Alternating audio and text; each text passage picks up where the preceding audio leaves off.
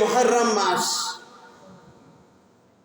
আমলের মাস, গুরুত্বপূর্ণ মাস। এই মুহররম মাসের আমলের মধ্যে আল্লাহ তাআলা অন্যান্য সময়ের তুলনায় প্রতিদান বা বিনিময় বেশি দিয়ে থাকেন। পুরো মাসে রমজান ছাড়া বাকি 11টি মাসে রোজা রাখলে যে পরিমাণ সওয়াব, ভালো কাজ করলে যে পরিমাণ সওয়াব, মুহররম মাসে যদি কোনো ব্যক্তি রোজা রাখে বা কোনো ভালো কাজ করে, আল্লাহ তাআলা অন্যান্য মাসের তুলনায় বেশি সওয়াব দিয়ে থাকেন। এই জন্য বিশ্বনবী মুহাম্মদুর রাসূলুল্লাহ সাল্লাল্লাহু আলাইহি ওয়াসাল্লাম বলেন, আফজালুস সিয়ামি বা'দা রমাদান শাহরুল্লাহিল মুহররম। রমজান মাসের পরে আল্লাহর নিকট সবচেয়ে গুরুত্বপূর্ণ রোজা হইল শাহরুল্লাহিল মুহররম, আল্লাহর মাস মুহররম মাস। মুহররমকে আল্লাহর মাস বলা হয়েছে। যে মাসকে আল্লাহ বলবে যে এটা আমার মাস, সে মাসের গুরুত্ব কত বেশি এটা সহজেই অনুমেয়। তাহলে মুহররম মাসের 1 নাম্বার আমল হইল মুহররম মাসের যে কোনো দিন আপনি রোজা রাখবেন, এটা হলো 1 নাম্বার আমল। মুহররম মাসের 2 নাম্বার আমল হলো আশুরার রোজা, অর্থাৎ মুহররমের 10 তারিখের রোজা। রাসূল করিম সাল্লাল্লাহু আলাইহি ওয়াসাল্লাম ইরশাদ করেন, সিয়ামু ইয়াউমি আশুরা ইন্নী আহতাসিবু আলাল্লাহি আন ইউকাফিরা সানাতাল্লাতী ক্বাবলাহু ওয়াস সানাতাল্লাতী বা'দাহু।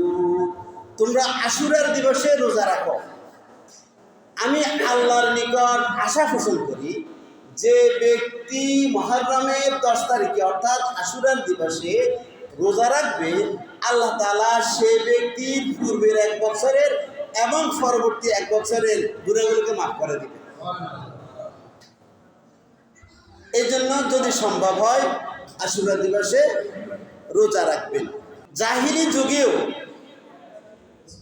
যখন মুহররম মাস এসে যেত, অর্থাৎ আশুরার দিন তারা বাইতুল্লাহকে গিলাফ করাইত, বাইতুল্লাহকে পরিচ্ছন্ন করে এই আশুরার দিবসে বা মুহররমের 10 তারিখে গিলাফ করাতো। আমরা কিভাবে এই আশুরার দিবস পেলাম? রাসূল করিম সাল্লাল্লাহু আলাইহি ওয়াসাল্লাম যখন মক্কা থেকে মদিনায় হিজরত করে গিয়েছেন, তার পরবর্তী বছর তিনি দেখতে পেলেন আশুরার দিবসে অর্থাৎ মুহররমের 10 তারিখে ইহুদিরা রোজা রাখছে। তখন রাসূল করিম সাল্লাল্লাহু আলাইহি ওয়াসাল্লাম একজন ইহুদিকে জিজ্ঞেস করলেন, মুহররমের 10 তারিখে তোমরা কেন রোজা রাখো? প্রতি উত্তরে ইহুদি বলল, আল্লাহ রাব্বুল আলামিন মূসা আলাইহিস সালাতু ওয়াস সালাম এবং বনী ইসরাঈলকে ফেরাউনের কবল থেকে এই 10 তারিখে রক্ষা করেছিলেন। যখন ফেরাউন মূসা আলাইহিস সালাতু ওয়াস সালাম এবং বনী ইসরাঈলকে ধাওয়া করেছিল,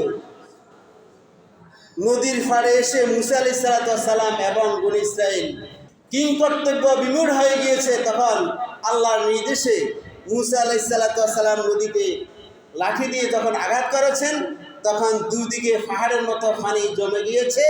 আর মূসা আলাইহিস সালাতু ওয়াস সালামের নেতৃত্বে বনী ইসরাঈল সেই নদী পার হয়ে এসেছে এবং ফেরাউন ও তার বাহিনীকে আল্লাহ তাআলা সেই নদীতে সলিল সমাধি করেছে, অর্থাৎ সেখানে তাকে নাস্তানাবুদ করেছে, নির্মমভাবে হত্যা ঘটিয়েছে।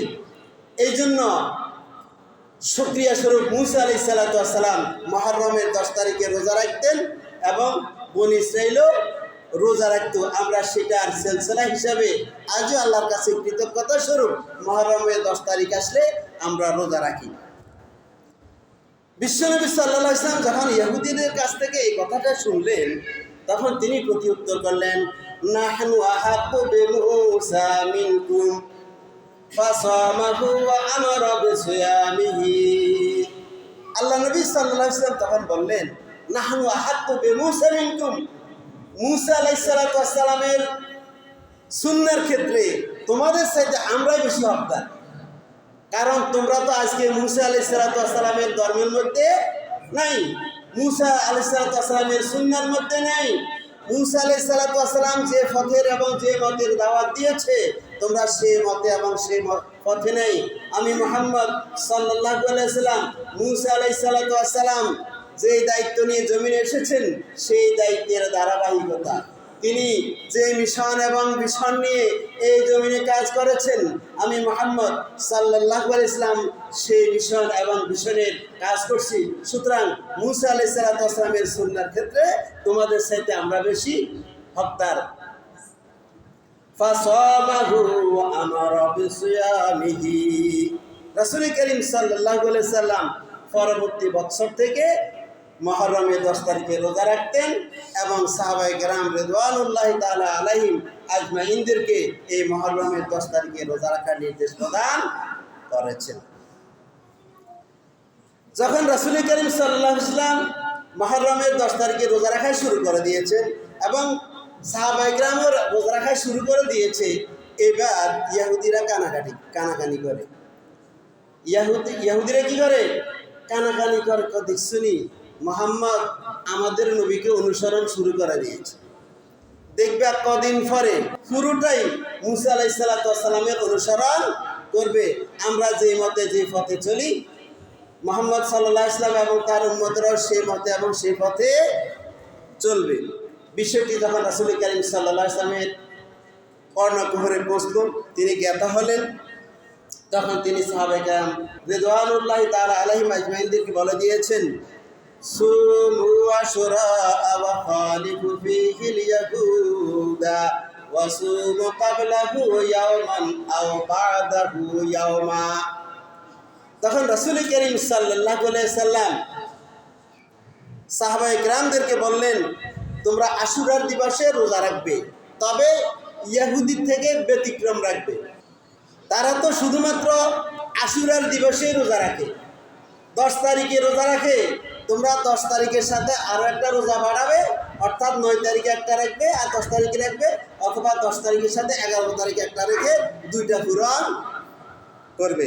মুহররমের 3 নম্বর আমল হলো মুহররমের 10 তারিখে পরিবার পরিজনকে একটু ভালো খাদ্য খাওয়াবেন।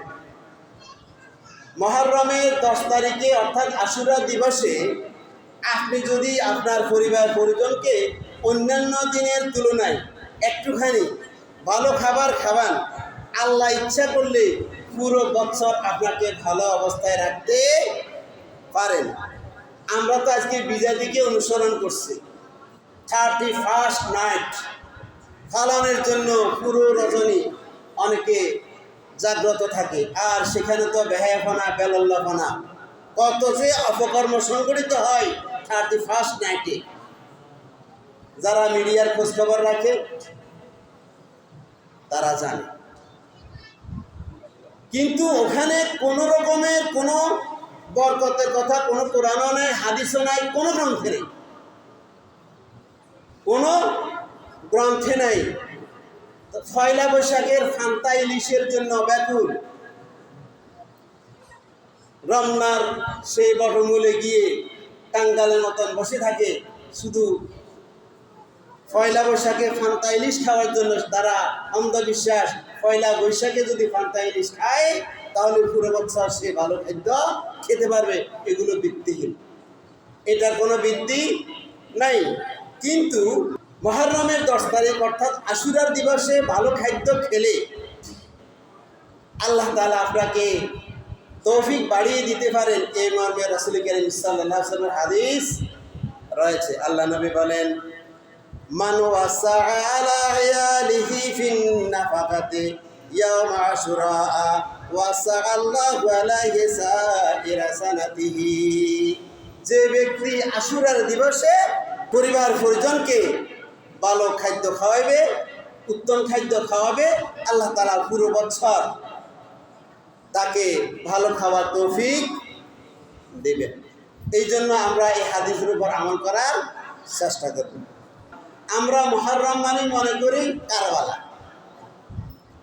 মুহররম মানে কারবালা না। এই পৃথিবীর সৃষ্টি লগ্ন থেকে অদ্যাবধি অনেক বড় বড় ভাঙা গড়া ঘটেছে, উত্থান পতন ঘটেছে এই মুহররমের 10 তারিখে। এই পৃথিবী যেদিন সৃষ্টি করা হয়েছে সেদিন ছিল মুহররমের 10 তারিখ। এই পৃথিবী যেদিন ধ্বংস হবে সেদিন হবে মুহররমের 10 তারিখ এবং শুক্রবার। এই মুহররমের 10 তারিখে আদম আলাইহিস সালামকে সৃষ্টি করা হয়েছে। এই মুহররমের 10 তারিখে আদম আলাইহিস সালামের তওবাকে কবুল করা হয়েছে। এই মুহররমের 10 তারিখেই হযরত ইব্রাহিম আলাইহিস সালামকে নমরুদের অগ্নিকুণ্ড থেকে রক্ষা করা হয়েছে। এই মুহররমের 10 তারিখে হযরত ইউনূস আলাইহিস সালামকে মাছের পেট থেকে উদ্ধার করা হয়েছে। এই মুহররমের 10 তারিখে হযরত ইদ্রিস আলাইহিস সালামকে জীবন্ত অবস্থায় জান্নাতে ঢোকার সুযোগ দেওয়া হয়েছে। এই মুহররমের 10 তারিখে হযরত মূসা আলাইহিস সালাম ফেরাউনের নির্যাতন থেকে বনী ইসরাইল সহকারে রক্ষা পেয়েছে। এই মুহররমের 10 তারিখে হযরত মূসা আলাইহিস সালাম তাওরাত কিতাব প্রাপ্ত হয়েছেন। এই মুহররমের 10 তারিখেই ফেরাউন এবং তার বাহিনী লোহিত সাগরে সলিল সমাধি হয়েছে।